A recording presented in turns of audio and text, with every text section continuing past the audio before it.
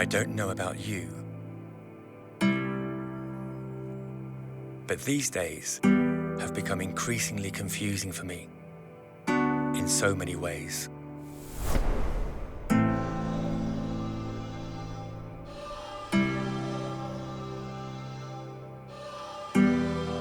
The internet connects us, but sometimes the disconnect is far greater.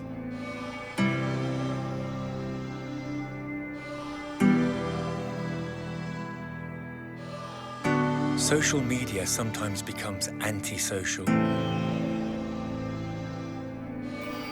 Fake news and conspiracy theories abound. We are also led to believe that the world is a small place just because we can travel and be somewhere else in just a few hours.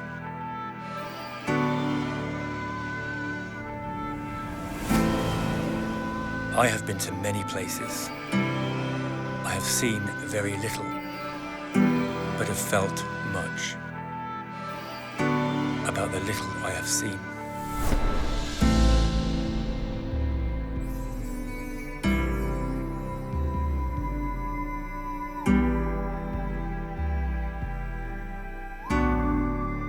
I need to connect with others who also see hope when we are told there is none.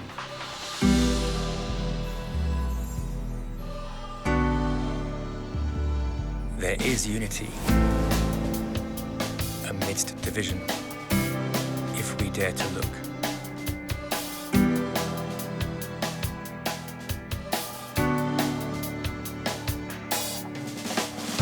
I need to connect with the hope seekers who feel the same and need the same.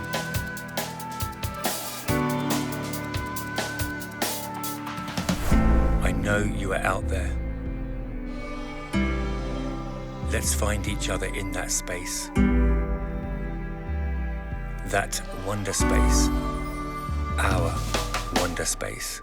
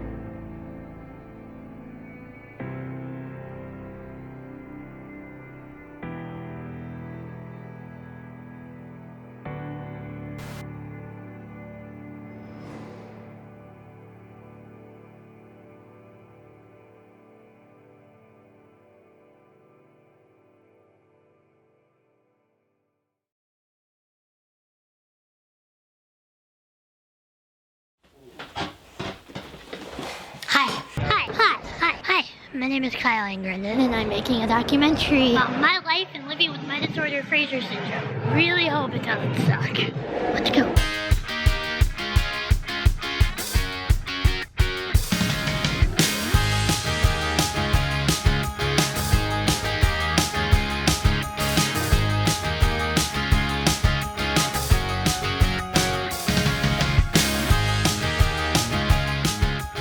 There's many reasons why you were invited on this trip.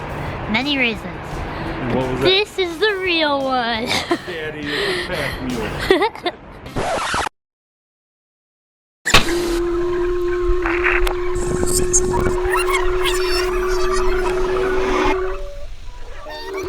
Hi, Kyle. Hi, Kyle.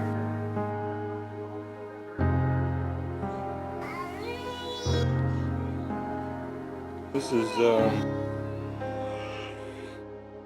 5 days after her surgery for the hand. Can you tell me the story of my birth? I was unconscious. Look how big she is, Dad. Huh? Is that the biggest thing you ever saw in your life? Look at that. Well, I went to the beauty salon to get my hair cut, and everybody kept asking me, so when is this baby due? And I told them 4 weeks, but I'm getting contractions now, it feels like today. They knew that there was something wrong with you, but they didn't share that with us.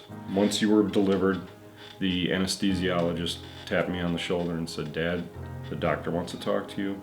We've noted some problems, some birth anomalies with your daughter." And he said, "Don't worry about your wife. We're gonna give her some anesthesia and put her out." He showed me your fingers because your hands were webbed. And then he showed me your eye and told me, "We don't know what's wrong. We don't know if she's gonna live through the night," and turned around and walked away. 7-year-old girl today. February 3rd, 2000. So there's the birthday girl. Happy birthday, Kyle. Right on cue, she waved.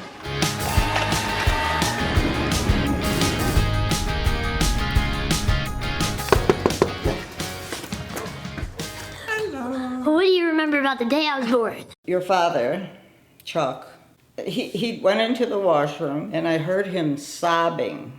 Not crying, just sobbing. And I knew how good he was by the compassion he showed.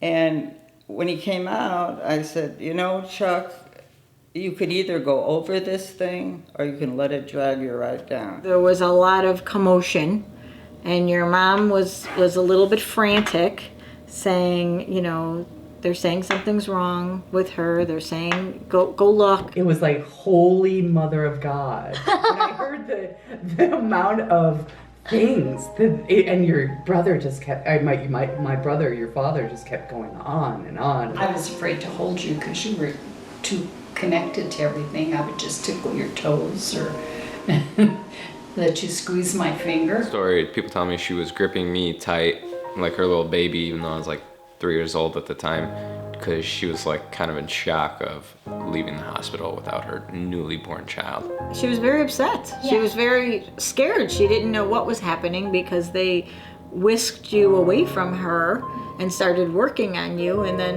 whisked you to another hospital even. Yeah. You know, so that had to have been very frightening. There's nothing worse than leaving the hospital without your newborn baby girl. Merry Christmas, girls. How did Mom and Dad tell you that I had Fraser Syndrome? I don't really remember them telling me. I was young too, so I just kind of saw you in the hospital for a long time. And visually, I mean, you obviously looked different than I did. I mean, you had bandages on your hands, stuff on your head, closed eye. I could tell something was wrong. I don't think they ever really sat me down because, I mean, what like 3-year-old would realize what Fraser Syndrome is. What is Fraser Syndrome? Kyle has it. You are the 75th person to be diagnosed with it. And basically how I understood it and how I explain it is that a lot of things go wrong and they didn't think she was gonna live. So I just told everyone like, yeah, she's a miracle person, no big deal. And I know your chances of you getting it were less than the chances of you winning the Mega Millions, which is pretty crazy. Fraser Syndrome is a rare recessive gene disorder. Basically, out of the thousands of genes you get as a human, my parents met, fell in love, got married, and decided to have kids, both unknowing to the fact that individually they shared the same recessive gene, causing me to have Fraser Syndrome. Now, what is Fraser Syndrome? I hate these questions. What is Fraser Syndrome? Oh, God. What is Fraser Syndrome? It's a fun question. You ask me what is Fraser Syndrome? Because of the fact that we were told that I was the 75th person, we got so focused on explaining to everybody how rare I was and how much of a miracle it was that I was alive. And in results, I lived most of my life feeling alone. So we're in the UK for the first 3 interviews with Dan, Hannah, and Eloise. I have never once met anybody with my disorder before. It's been on my bucket list for years. And I'm nervous, I'm excited, and I'm ready. So let's go. Have you ever met anybody with Fraser Syndrome? Never. Never? No. No, you can't say that. Now, yes, now. How is your body affected by Fraser Syndrome? Like, one kidney for us. One kidney. Obviously, my eyes, view. My toes as well. Your toes are what? They've got a webbing on these two. Sie hat nur ein Auge. Wir wissen noch nicht so hundertprozentig, wie gut sie hören kann. Sie hat nur eine Niere. It affected my right eye. I can show it.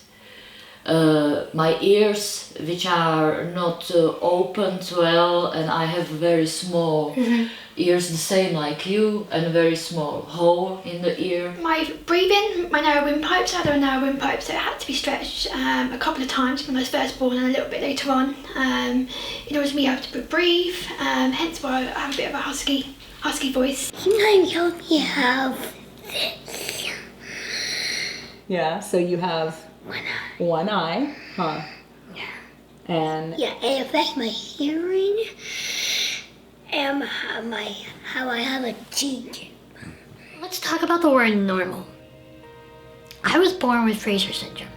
I don't know any other life. For me, normal is the fact that I have had 31 surgeries. And though nothing is pressing at the moment, I know that there's always a chance for more. I'm hearing impaired. I'm vision impaired. And because of the small roots in my teeth, there's a chance that my teeth will fall out someday. So yes, compared to the rest of the kids around me growing up, my life wasn't normal. But it was my life. And all I've ever tried to do from the moment that I was born was live. And then how do you deal with staring? It can be quite difficult. Yeah. I used to look back and why are you staring at me like stuff like that, but now I'm just like, I just ignore it really. If they stare at me, then I just go off with my friends. kids ask, you have one eye, and he's got kind of the canned response to, and for a lot of kids, they just kind of accept it. He has had kids that don't and are. He's branded the monster. And, Yeah. let's all play tag, and he's the monster. Oh no! Yeah. And they run away, and he's not playing with them, and Yeah. so they're just running around him. I have good days and bad days. You get me on a bad day, not good. Especially if you go into like a underground, a tube, and you're just, everyone is just staring at you and you can't get away from it. If you get me on a good day and you do that, I'll just smile back at you and I will make a comment, what you're staring at, or would you like a picture? And that's what I do. But sometimes I think I might be paranoid. A lot of people accuse me of being paranoid. Yeah, my friends do. You're just being paranoid, they're not staring. I'm like, they are. I think I've been doing this long enough. I know they're staring. Yeah. What do I miss at home? Other than Do you really want to say it? You want me to say it? Sure. I miss work. Why? Because I don't know how to do anything but work. You are working. Yeah, but this is... Professional pack mule. I am. I knew going into this film that it was going to be amazing. An experience of a lifetime. But what I didn't see coming was the connection I got to watch my parents have with all the Fraser families. Don't know how your child's going to grow up, and you finally meet the people that we should have met many years ago. Yeah. You finally meet them, and you see that they live on their own. They have a partner, and they have a life, and they have everything, and they are so incredibly well grounded. It's unbelievable. It's unbelievable. And then you throw in this location. Oh my God! Are you kidding me? This is one of the most beautiful places I've ever seen. And I'm in the Czech Republic. It's amazing. The lengths in which we're all separated. But we all have that same gene that keeps us tied together. Yeah, it's a whistle. It's a loud whistle. Does anybody ever tell you that you're whistling? What? Does anybody hear? He needs to hear. What was it like for you to meet another parent? You've never done that. I've met other parents before. Are you talking about parents with children Yes. who have Fraser syndrome?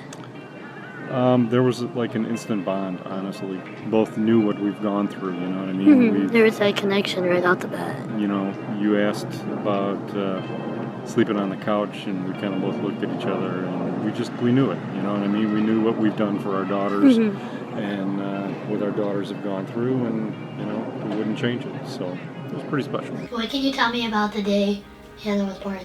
In the labour suite, it was, you actually said what's wrong. I didn't realise anything was wrong at all. And Liz just said... But they whipped the baby out and it went very, very quiet. Yeah. And they were just working on her.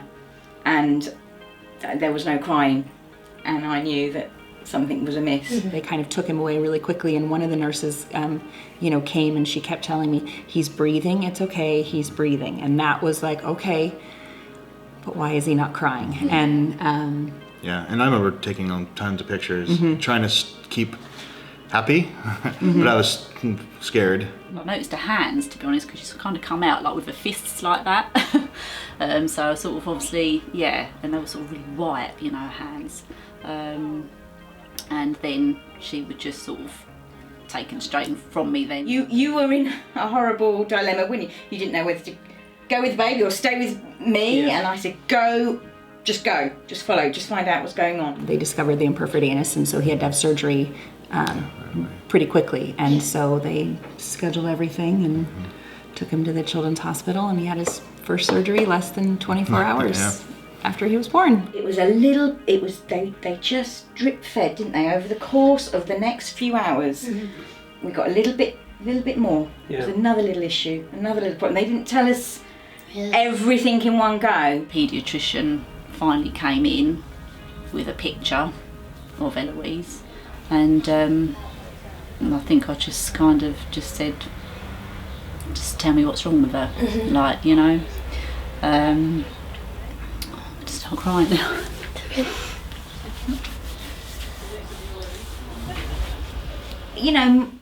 The world had turned upside down. Yeah. It really had, because it was quite surreal, actually.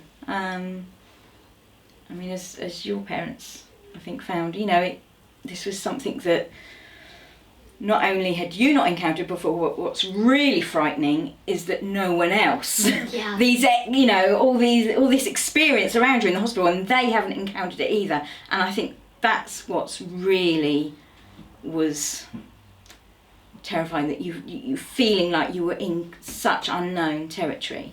But Jeremy followed the ambulance up and went to Great Ormond Street, and he came back to visit me late that night and was able to tell me that the baby had gripped his finger in the cot, to you.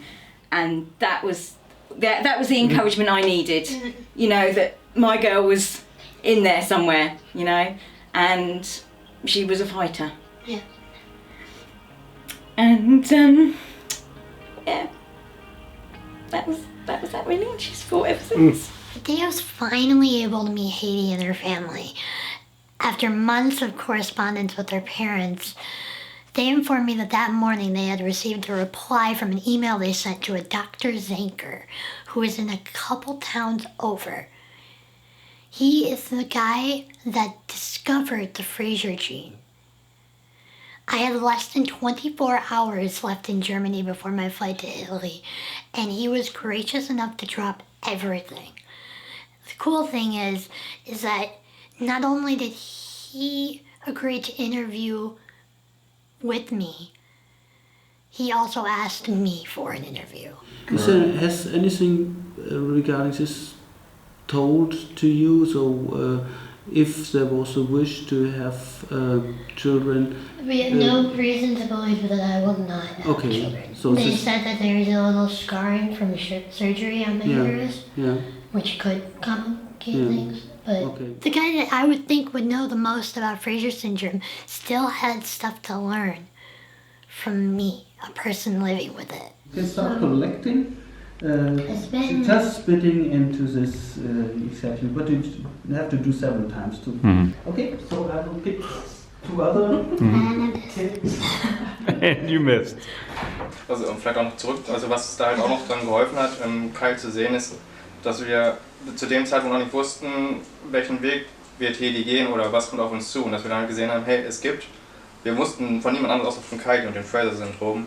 Und dann haben wir halt gemerkt und gesehen, hey, es ist ein Leben möglich mit diesem Syndrom. That is the main purpose of why we're doing this right now. It's pretty incredible. I mean, you know, just through the little bit that you've done, you know, 5 days ago you had a little boy born in Indonesia, and not only you, but you and I are both communicating with this parent and trying to help pacify some of their fears. Yeah.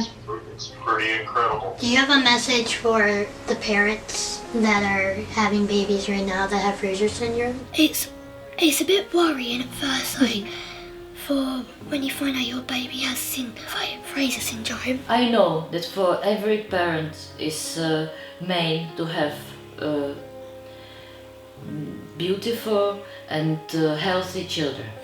That's simply the dream of every parent. But it doesn't happen. It doesn't happen always like this. So I think they should give the child a chance to be normal. If you're with a condition as such where you've had knockback and having challenges in your life, you have to kind of just keep going. And every day you've got to find that strength to keep going. That baby is your baby. It's a little human and has as much potential as any other baby in the hospital. And I think that's so it's that having that hope, but not letting anybody rob you of that hope. There is hope, you know. And to know that there are other people with Fraser syndrome that are going on to have normal lives. That's it, you know. Yes, they've got to have surgeries and they're going to have a tough time. But with the support of their families, they're just going to grow up into smashing people. Do you think that there's anything you can't do? No, I don't think so either. No. We are way more than Fraser Syndrome. Yeah. Come on, let's go.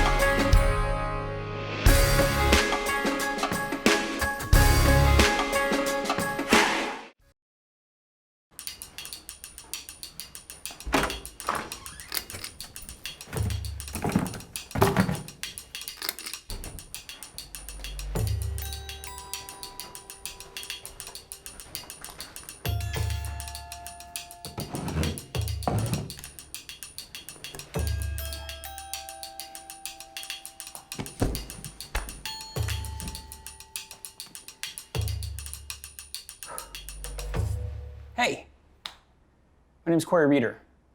I'm a filmmaker, disability advocate for film and television productions. And last year, I was diagnosed with ADHD.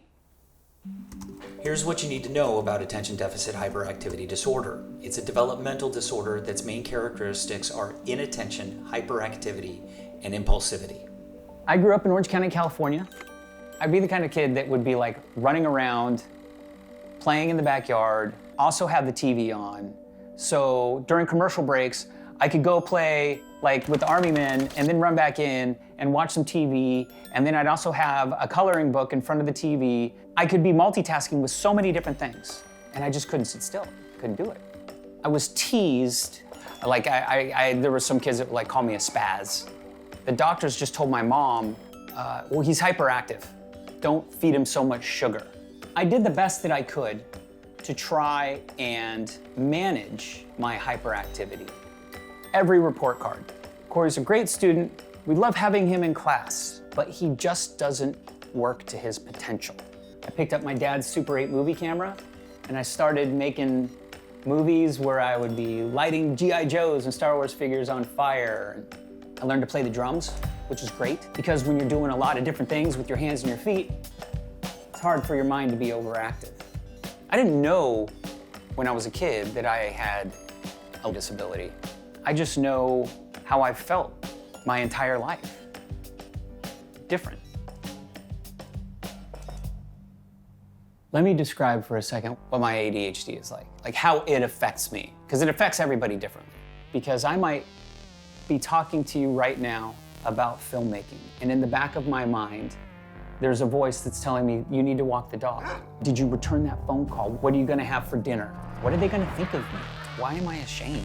What about that email? What's your problem? You should be able to figure this out. Did you pay the rent? Work harder. Focus, focus, focus. Nobody cares. You're never gonna get it. Don't ever tell anyone about this. Don't fill yourself up with self-pity, pride, arrogance. You're a failure. What if they find out? You are so screwed.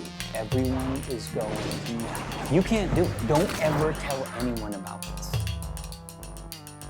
And yet my face and my mind has to keep on talking about filmmaking. Sometimes things just overwhelm me, so I just crash, and none of it gets done. I don't know what to prioritize. You can't deny who you are, and who you are is a person that has an incredible amount of privilege, but there's ways as an ally in investigating how can I be not the savior, not the rescuer, but how can I be the best ally? I think once I started to learn about ADHD, I had no idea that there was something that could articulate the way I had been living my life, my whole life, so precisely. I've never tried to hide my disability. I've always been open about when I've gone to auditions. Why? If you have an invisible disability, why not hide it? I just feel like there's no point in lying of who you are. You are who you are. I think the thing that I've felt most painfully is the fact that there are people who will, without ever asking me, assume I can't do something. You're allowing yourself to learn who you are before you try and have other people tell you who you are. Honoring that process is awesome. I think shedding light on what it is you're feeling with or without the name of ADHD is going to be very beneficial. Now I know why I've always felt different. Because I am. I can be impulsive, distracted, and disorganized. I can get caught up worrying about the world and people who may judge me, or I can accept my diagnosis. The good news for me is that I'm not alone. I now belong to a hyper-focused, fun, and chaotic group of people who think the same way I do. So maybe the next thing for me to do is introduce myself to them and say, hi, my name's Cory, and I have ADHD.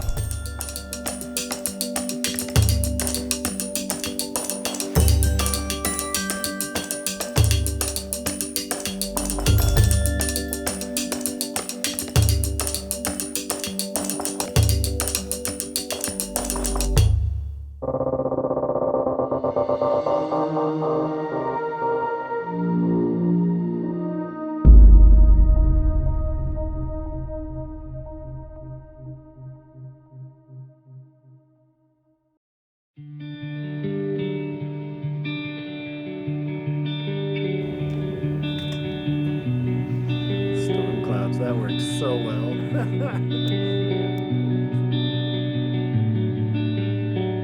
Without this, I would be lost. My life would be very bland. I can't even fathom myself without this. I would be dead by now or a religious nut of some sort. either joining a cult or trying to create my own cult. Without this, I would be non-existent, but with this, I have meaning. But with this, I am capable. With this, I feel connected. With this, I am an example. I'm Brian. I'm a transmedia storyteller. I have depression, anxiety, and PTSD. And I remember about 10 years ago, I got up on stage at a film festival and I announced myself. I said, "Hello, I'm Brian, and welcome to these films." And that was the first time that I ever felt a warmth from other people. I have depression, anxiety, ADHD, and probably some undiagnosed PTSD. I am diagnosed with bipolar II disorder, a mild form of OCD, and borderline personality disorder. The first time that I realized doing installation art and connecting with the community through marketing helped was when I realized that I was actually doing something that was much bigger than myself, that brought a lot of people joy.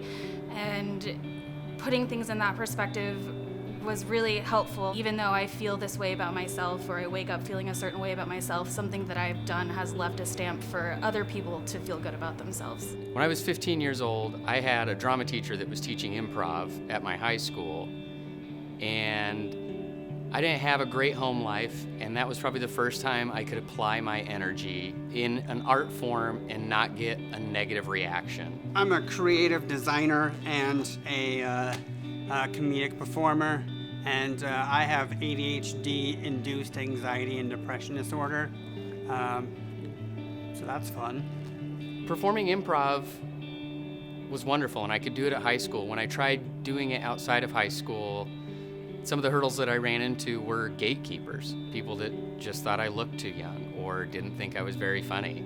You know, especially improv where you're performing from your worldview. I had a very dark, skewed worldview, and I wasn't necessarily in the right setting to express my honest feelings on stage without it being met with like a groan or pity from the audience. They were there to see comedy. So that was definitely a hurdle of how do I deal with a lot of this immense emotion that's heavy and not always so funny on a comedy stage. First time I realized this help, I feel like I was very young, like a little kid, and just playing the piano that was in my house I grew up in. When I was a kid, I had crippling anxiety because my parents moved around a lot. But my dad had this camera, and I filmed these stupid short films with the local neighbor kids, and we became best friends, and that helped a lot with my anxiety and connecting with people. I think that anxiety and depression have the same roots, so I would say that I probably have both, just whatever day it seems to manifest itself in that way. I've used movement as something that helps me since I was a preteen. I went running like as fast as I possibly could. Anytime I get like a surge of anger or whatever teens go through, all of that like ups and downs, I'd just go running barefoot like down the street and then come back and huff and puff and kind of collapse and feel better. I do gardening, I play music, I'm a candidate for the Green Party for Salt Lake County Mayor, a community organizer, air quality activist, and I have bipolar I disorder. I am a poet and a spoken word performer. I'm also a teacher, and I have a history of alcoholism and disordered eating. I use cooking to deal with my OCD, obsessive compulsive disorder. Cooking was a way to get out of my head. When you're cooking, you have to use your senses to pay attention to what's going on in the pot or on the cutting board or in the oven or whatever. You're always smelling, listening, tasting as you go. Is something I can do 5 minutes at a time if that's all the amount of time that I have to do it. But not being able to leave the house, sometimes that's the only movement I get during the day. I have bipolar disorder type 2 and some ADD. And little bit of PTSD, but that hasn't been a problem for a couple years. Clowning found me by accident. I actually got divorced, and right around that time, burlesque and clowning both came in at the same time.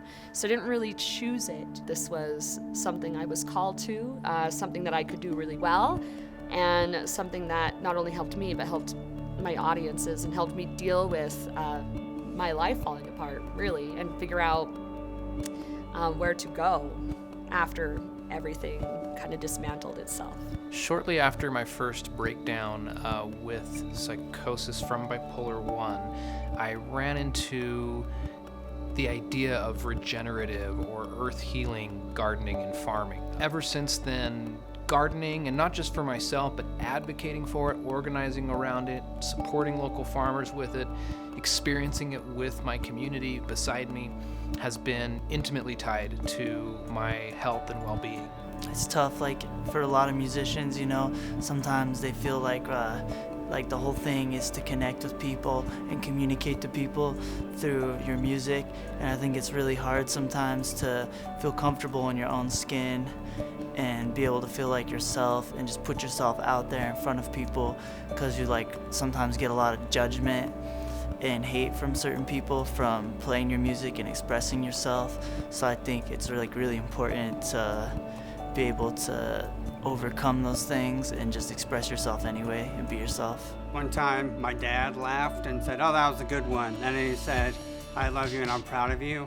And I thought that was kind of cool because he's very hard to impress. I do this show every year called An October Evening. It's a punk rock Halloween show.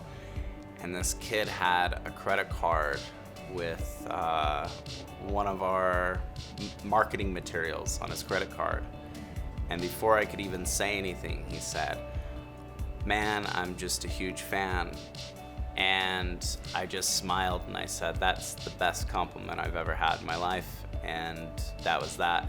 And honestly, if I heard somebody else say that story, I would say that they were a liar. The nicest thing that anyone has ever said about my things, I can't find one, but I would say, I'll get choked up on this one, but anybody that has ever said that what I have done has like somehow touched their lives or changed their understanding of themselves or allowed themselves to get more in touch with themselves or proud of themselves, any of that makes my life worth living. I'm Brian, and doing this helps that. Doing this helps that. Doing this helps that.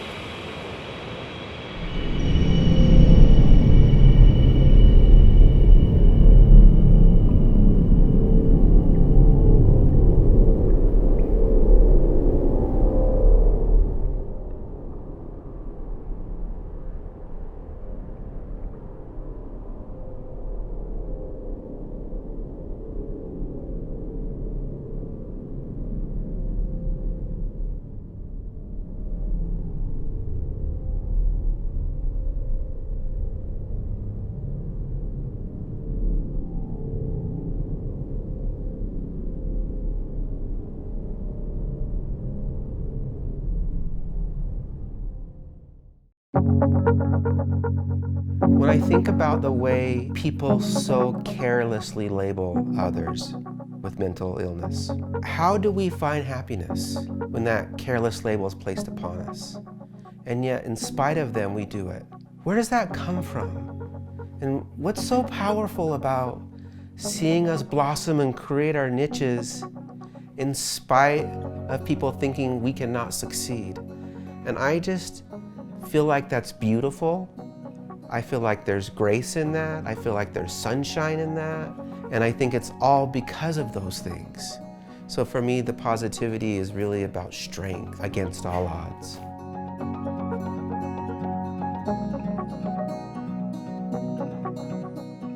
Name some of the negative labels that you hear from people that struggle with mental illness.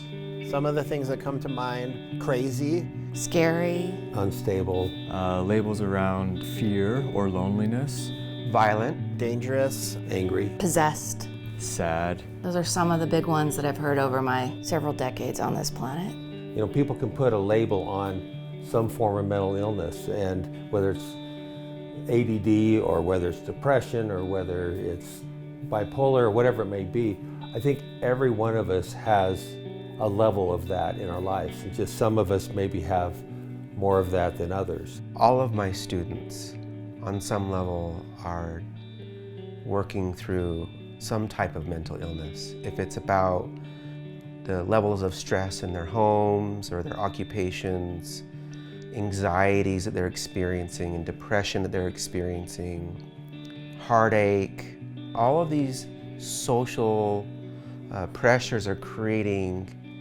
mental illness. You know, if I've done a few presentations in my day, you know, for different subjects, and 50 people could walk up to me and say, "Man, that was an awesome presentation, man, you were amazing, changed my life." One person could walk up and say, "Man, your shoes didn't match your jacket. I'd never leave my house again." You know, that's when I started to realize that these criticisms aren't for me to shrivel away from. They're for me to learn from, you know.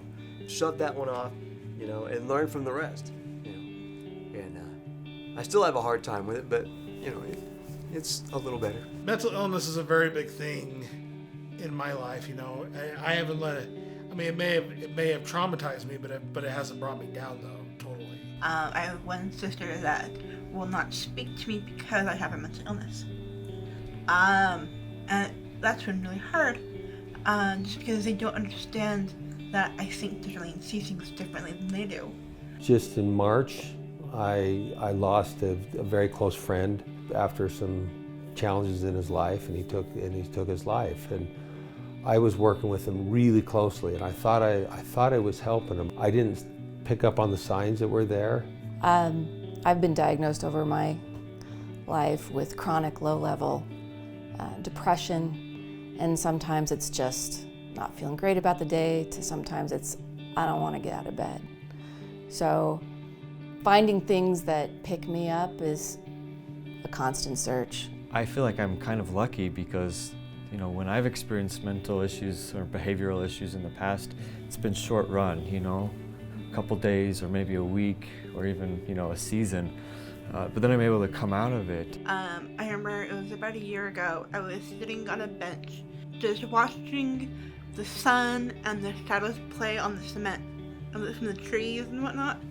And I'm like, that is really beautiful. It's like a dance between sunlight and shadow. And then I'm thinking in my head, like, Most people don't stop and see that.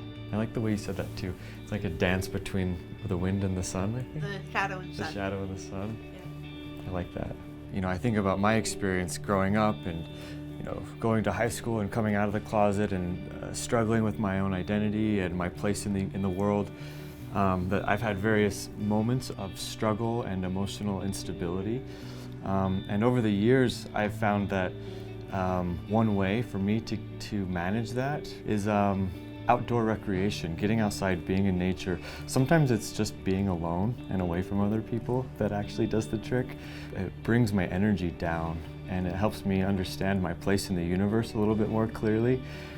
And it may not fix the mental issues that I'm going through, but it does help me have a better understanding of my thought process. And have you found any resources? Like I go to different record shops. You're a crate digger. You love to dig through those crates of records and find those treasures. Absolutely. What music do you like? What do you like to listen to? Music. Just anything. Anything. Really? It could be rock, it could be blues, it could be jazz. As long as it plays good and it sounds good and I approve of it, then it's good for me, you know. Yeah. I love photography. It's just a way to let my creative side out. Yeah, I think having a creative outlet is probably one of the most important things in life. So my piece is titled Stronger Than What You See. It portrays self-harming, and it goes from just when they're sad and negative and depressed, and what it can be to where they use their scars as strength and courage. I'll be walking around somewhere and someone will see my self-harm scars on my arm, and strangers grab my arm. I hope you don't do this anymore. It's like, oh, how could you do that? Yeah. And for me, these are my battle scars. They show how strong I had to be in my darkest times. Thinking of it as a battle scar Yeah. and something you're almost like proud of, like I survived Yeah. this and I'm proud of myself. And so yeah, I think that's a good attitude and a good way to think about that and process that. Yeah. Thank you. You know, write a story about it, to do a photography piece about it, and kind of get that out, you know, get it out of your system, communicate those feelings. And that's just a much more positive way to confront those feelings, and how you process it is, it can be a really positive thing, you know, if you're able to do that through a creative sort of outlet. And the beauty of working at a radio station is music. But music in my life has also fueled sometimes my depression, because it depends on what song you pick, right? For me, I graduated from Cordon Bleu cooking school, and with my mental illness, my PTSD and my bipolar, it's hard for me to actually get a job out there in the community with cooking. It's like nobody will touch me because of that, and it's really hard to do something. What happens when you cook? What I for come you, alive. what does it do? I literally come alive when I cook. It's almost like a spiritual rebirth when I'm cooking too. So I have a rather unique way to deal with my stress and to meditate. I do sword work. I think that's awesome. I love swords too, actually. And I took some katana classes and some Japanese sword fighting classes and stuff like that. It didn't last that long, just because of mostly my schedule, but I love doing it. And I also collect swords too, so I love that. It's really cool for me because I have to focus on every part of my body when I'm doing this, from head to toe. I mean, the direction my toes are pointing, you know, are my heels lined up right? Are my knees bent perfectly? You know, are my hips, you know, situated right so my whole, you know, center is right? You know, and after 15 or 20 minutes of it, I'm so insanely tired. I'm too exhausted to be upset, and I'm too exhausted to be happy. So I just go upstairs and lay down and take a nap. Well, I volunteer actually at Tracy AVRA. Oh, fun. And what I do is I talk about people about the birds. To me, it's a very relaxing atmosphere out in nature, and you just get to talk to people. And, you know, I especially like it when you get the kids that are really interested, and you can explain different things to them. When I come here, I feel like we're all meant to feel normal. And sometimes when we step out of this space, we're meant to feel like we're not normal. And so coming here feels like a great equalizer where we're trying to connect and get rid of the stigma and just allow us to flourish and function the ways that we want to. And that's one of the treasures for me about a place like Alliance House. Yeah, we've really had an interesting time chatting about some of these things and what mental health is, and how people protect their own mental health. So what would some of your positive labels be? Well, I think mental health challenges that people experience actually build empathy. We spend so much time thinking about the negative stigmas. But in reality, I think the positive part is that our mental illness is a part of being a human being. So it's a part of our human experience, and that's really positive to me, that we are not hiding it, and that it's a part of our lived lives. Understanding. Strength. I think I need one more positive, which would be amazing, because the things that make us different make us amazing. So that's would be my labels.